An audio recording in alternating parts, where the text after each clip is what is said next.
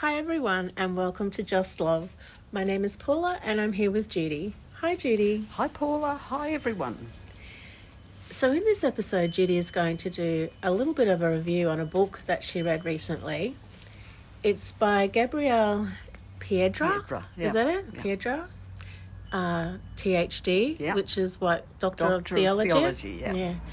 And it's called A New Civilization, History of the Catholic Church, Freemasonry and Non-Human Intelligences. So, when Judy first showed me this book, I thought, oh my gosh, I would just go to sleep trying to read that. It's like super thick and there's references everywhere and it's just like a book you'd read for university. Anyway, Judy did it. She got through it and she enjoyed it and now she wants to share. So, Judy, why did this book appeal to you and why do you want to talk about it? Well, Paul, it really caught my attention when I first saw it online. It was just after the last presidential election in America, or thereabouts, and Pope Francis was in power at that time, who had an interest in ET contact. This was what really caught my attention because the first stirrings of disclosure were in the wind.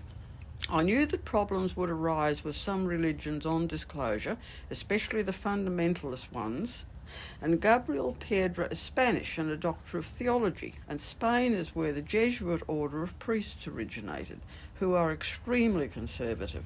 So I was interested to know what he'd have to say on the subject. This book goes into great detail on how the Church, specifically the Catholic Church, led by the Jesuits, founded in Spain by Ignatius of Loyola, and the Freemasons are intrinsically interwoven through world governments and politics to control the world. This is why there's always been seeming discord between the two. So, what is the connection between Freemasonry and the Catholic Church?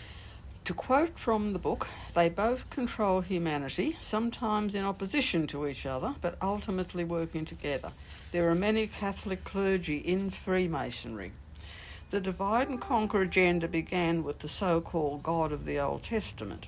Jesus tried to correct this, but his intervention was blocked by the Roman emperors Constantine and Justinian, who removed a lot of his teachings, including that of reincarnation, which is vital for the spiritual evolution of humanity.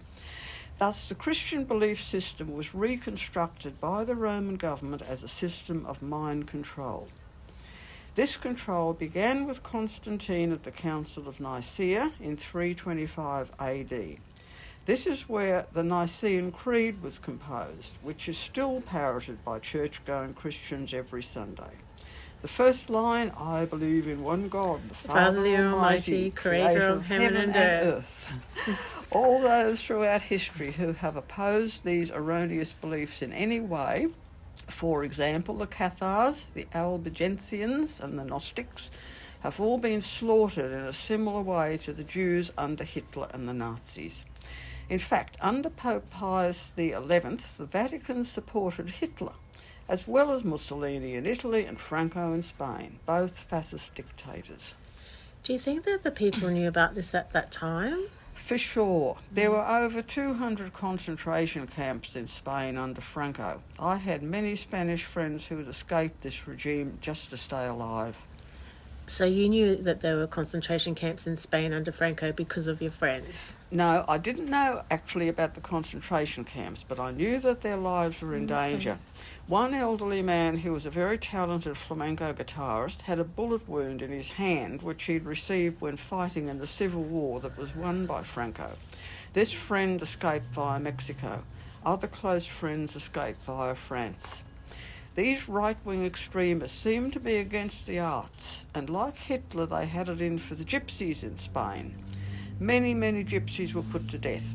They're the main ones who perform flamenco, so being a dancer, I had a lot of gypsy friends in the Spanish community, so I heard firsthand about what was going on there. Wow.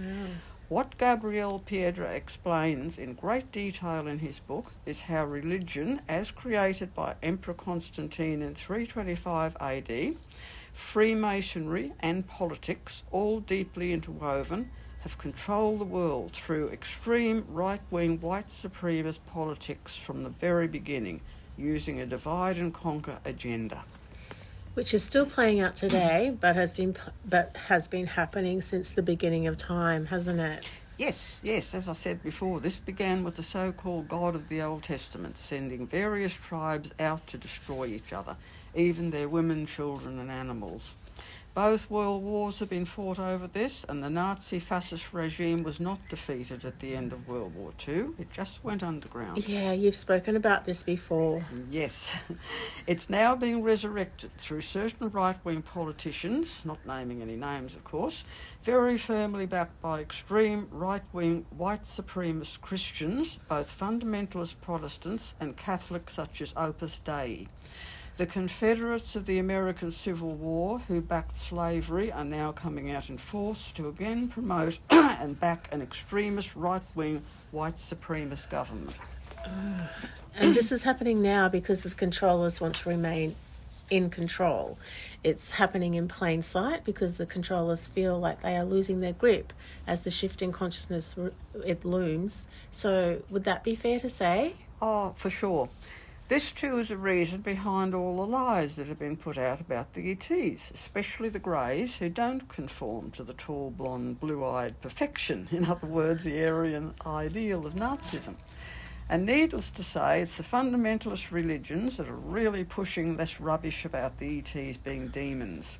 It's been going on since the 1950s, but it's really coming to the surface now as the possibility of disclosure approaches. This is a real worry on what claims will be made by these right-wing governments. Yeah, they're just laying about so much even now. I think many people will doubt what they come up with about the ETs, whether it's positive or negative.